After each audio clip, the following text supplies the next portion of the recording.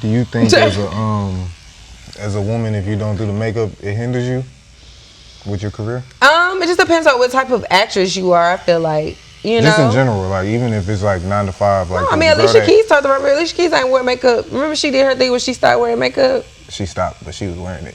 Yeah, but she ain't Whoopi Goldberg that shit.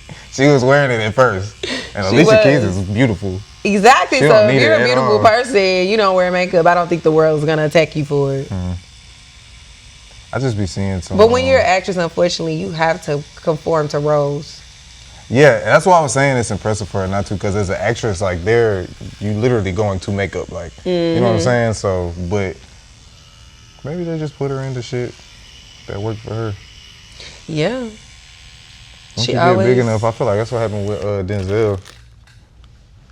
Like everybody think Denzel do no wrong, but really he might just be picking. He got the he top really pick. Does know. He did. I don't feel like I've ever seen the only movie that I ever in him. No, he did great in every movie. I mean, the only movie that I just really necessarily didn't get to care for, but it was just so long and it was a lot of talking. Was that movie with him and what's that lady name? Where they was old and the whole movie took place pretty much in that house in their neighborhood.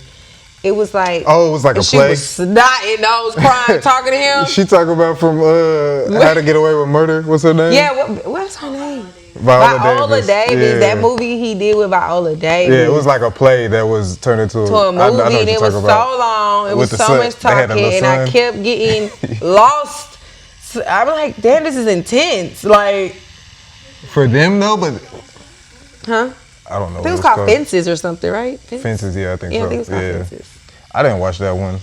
Yeah, I barely watched it. But I knew what it was. I can appreciate movies like that for the arts. I watched one like that with Chadwick Boseman, and it was like right before he died. He was real small. And yeah, that's so sad.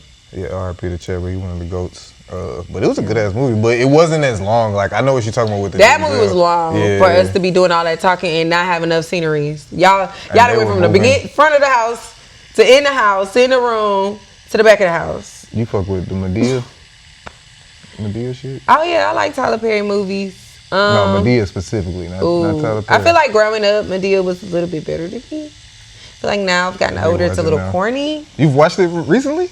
Yeah, remember he did the Halloween movie or the Boo? Like, wasn't it? Was like No, I don't watch that shit. And then the one where the daughter got married, was trying to get married, that was the most recent one, I think. I haven't watched it since they was playing grip ball. What the fuck movie was there where she was teaching the girl who was getting beat how to turn on the oven? Yes. What was the name of that was the last Madea movie I watched. I was just asking because those are plays too. That's not. I was curious if you like the style. Okay, now think of the name. But yes, that was a classic. See, I feel like Madea got some classic ones, but then we got some corny ones. Tyler Perry got some. He know what he doing. That Beauty in Black show he just did though. He fucking me up with that one. My brother. When I tell you every single time, yes, every episode does something you do not expect. Like he figured that part out. Like I didn't even watch all of it. I literally just watched like the new one, the newest season finale. I think it's the second season finale, and it was crazy. I was like, what the fuck? What is going on in this? She was like, no, you don't even know. Okay, so look, this person for real. Like it's crazy. Like it's like the one dude went to the dude's house and he in there in the shower trying to chop bodies up. I'm like, what is this? What am I watching? I don't know. That one it did get a little crazy with that, but I think they already was low key killers. They all did some crazy shit.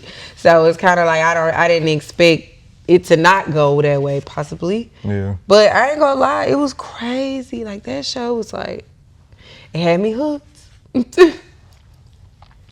And what's her name? What's the girl name who is the bitch on there? Baby, them comebacks. Like whoever is writing the script, they got them comebacks. Melody. What's her name? Melody? The older woman? You don't watch it? The light-skinned lady the pretty one the older lady. She's the boss at the end? Not at the end. She was the wife that married to a nigga, but she don't like the nigga for real.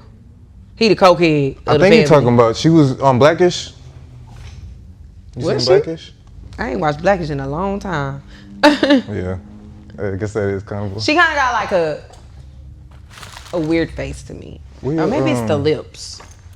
She must have got her lips done because it gives her face a little weird look. But her comebacks and the shit she be saying be priceless. Yeah. I be dying laughing. Like, I'm like, whoever writing the script is ruthless, savage. If we're thinking of the same person, she probably wrote it herself. I'll be watching her like, yeah, she probably just said that and they left it in. Maybe, I don't know. Because the other main character would be Kimmy, which is the one that was the stripper who the grandpa married. So that's what I seen. And then she got to telling everybody what to do. Like, no, we're going to change the company to this. Yes. That's what I saw. So the lady who she always going back and forth with, the one who be trying to act nice, nasty with her. Yeah, I think we're talking about the same person. She the one, whoever be writing her script, she be saying some crazy ass shit to that nigga. Like her husband, she be saying some funny ass shit, bro. People be sleep on the writers. Yeah, it's the writers. Power. The writers. Like Power? I don't know if you fuck with Power. I haven't watched Power since old boy died. I ain't gonna lie. The daddy. Ghost. Oh, you ain't watched none of the spinoffs? Once Ghost died, I wasn't investing no more. You ain't want to see Tariq Thug walking through No, I just could not take him serious as a gangster. He was like, hold on, let me do it to the camera. He's like, what? That's why Tariq, what? Every time something happened, what? I could not take him serious. I feel like they needed to like slightly like take a second, pump him up a little bit, give him a different look, and then bring him back. Because like... You think he need more...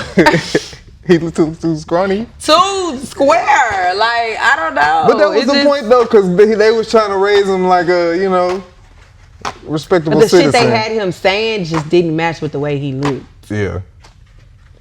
I don't know. Then you get the white boy, you trying to make it like a Tommy and goes. Like, I don't know. It was just... Yeah. And dry. I think I like Power. I like the spinoffs. I think I stopped watching Raising Kanan. They was taking too long to raise his ass. Yes, okay, for real. I only watched the first 2 seasons. For like, I think and even in the 3rd season, it's still in the same year. I don't know. Then I kind of started getting confused on the connection because Raising Kanan was supposed to be based off of 50 when he was a kid, or somebody that he knew when he was a kid. Raising Kanan was 50 Cent character from Power when he was a kid. Okay, that's what it was. Okay, 50 Cent character when he was a kid. Right. But it's not 50 Cent. But all 50 Cent's characters kind of be the same person. Yeah, I feel like, he was in the drug deal world, so it's easy for him to channel that. But, I don't know. This is done. I had to grab a different machine that has a little bit more power because I'm going to clean up some of these lines on the outside. But other than that, we finished. Wasn't as bad. I'm telling you, I had forgot what a tattoo feel like, but... Yeah, and that's really a true thing. People act like, oh, you didn't forget what it felt like. Nah. I forget until the time. Because I hit my ribs first, and then I can't. And then I never touched them again until like years later. And when I did it again, I was like, oh, okay, I remember. I got on this side where it's the little 3 hearts at the bottom, right? Mm-hmm. That last heart is like right here. I guess this is like my kidneys or something. When I tell you that shit was the most painful shit ever, I was like, I'm never getting a tattoo in this area, like ever. Like how did y'all do that? Nope. It's not fun. All right, y'all. So look, we just dropped the Patreon. That means access to this full interview early and other few interviews like it, as well as essentially an apprenticeship from me digitally. Now this Patreon is gonna have 2 tiers. The starter tier is gonna come with early access to full videos, behind the scenes content, tattoo and piercing quick tip, ad-free content, as well as information recommendation. That means any book, ebook, YouTube video, course, whatever I come across, what helps me is gonna help you. Now the second tier, that's only for the hustlers. That's gonna have access to everything I just mentioned, as well as in-depth tattoo videos with technique voiceovers. These are not time lapses. This is full 2, 3, 4 hours, however long it takes me to tat, you're gonna see all of it. We're also gonna have my Piercing 101 guide that's already up, my Piercing 102 guide that's on the way. I'm gonna drop the gems for the entrepreneurs. I'm gonna have things for clothing lines, manufacturers, how to speak with them, etc. I might even do some personal critiques for those trying to be tattoo artists. Be on the lookout for that. Subscribe to the channel and subscribe to the Patreon.